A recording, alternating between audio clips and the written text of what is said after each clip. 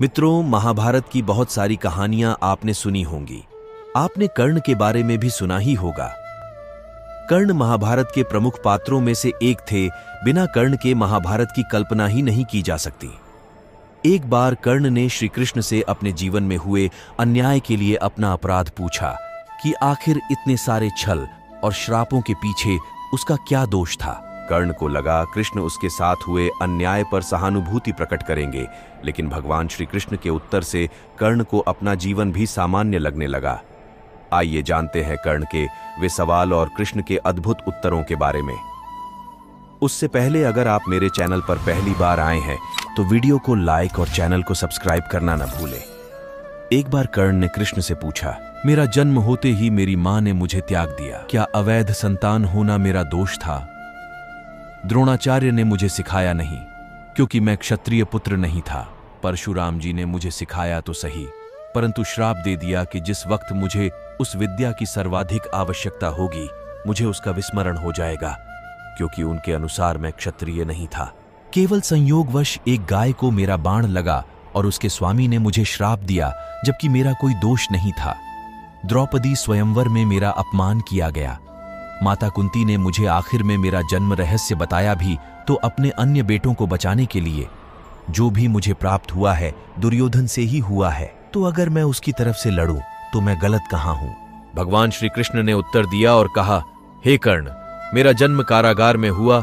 जन्म से पहले ही मृत्यु मेरी प्रतीक्षा में घात लगाई थी। जिस रात मेरा जन्म हुआ उसी रात माता पिता से दूर किया गया। तुम्हारा बचपन खड्ग, रथ, घोड़े, धनुष और बाण के बीच उनकी ध्वनि सुनते बीता। मुझे ग्वाले की गौशाला मिली, गोबर मिला और खड़ा होकर चल भी पाया। उसके पहले ही कई प्राणघातक हमले झेलने पड़े। कोई सेना नहीं, कोई शिक्षा नहीं।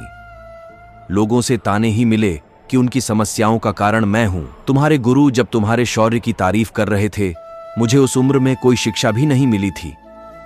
जब मैं 16 वर्ष का हुआ तब कहीं जाकर ऋषि सांदीपन के गुरुकुल पहुंचा। कर्ण, तुम अपनी पसंद की कन्या से विवाह कर सके। जिस कन्या से मैंने प्रेम किया वो भी मुझे नहीं मिली और उनसे विवाह करने पड़े जिन्हें मेरी चाहत थी या जिनको मैंने राक्षसों से बचाया था। मेरे पूरे समाज को यमुना के किनारे से हटाकर एक दूर समुद्र के किनारे बसाना पड़ा, उन्हें जरासंध से बचाने के लिए।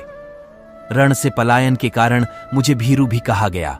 हे अंगराज, अगर दुर्योधन युद्ध जीतता है तो तुम्हें बहुत सारा श्रेय मिलेगा, और यदि धर्मराज युधिष्ठिर युद्ध जीतते हैं तो मुझे क्या मिलेगा? मुझे केवल युद्ध और युद्ध से निर्माण हुई समस्याओं के लिए दोष दिया जाएगा। एक बात का स्मरण रहे कर्ण, हर किसी को जिंदगी चुनौतियां देती है। जिंदगी किसी के भी साथ न्याय नहीं करती। दुर्योधन ने अन्याय का सामना किया है तो युधिष्ठिर ने भी अन्याय भुगता है, लेकिन सत्य और धर्म क्या है यह तुम जानते हो। हे अंगराज, महत्व इस बात का नहीं कि हमें जीवन में कितना अपमान मिला है, और महत्व इस बात का भी नहीं कि जिस पर हमारा अधिकार है वो भी हमें नहीं मिला, किंतु महत्व इस बात का है कि तुम उस समय उस संकट का सामना कैसे करते हो, क्योंकि जो तुमने पूर्व में किया है उसका फल तो जरूर मिलेगा। इसलिए हे अंगराज, रोना धोना बंद करो, क्योंकि जिंदगी हर किसी के साथ न्याय नहीं करती। इसका मतलब यह नहीं होता कि तुम्हें अधर्म के पथ पर चलने की अनुमति है। ये थे भगवान श्री कृष्ण के वे शब्द जिन्होंने कर्ण को महाभारत के युद्ध में एक सीख दी। दोस्तों, हर किसी के जिंदगी में परेशानियां होती है। इसका मतलब ये नहीं कि हम गलत रास्ते पर चलें।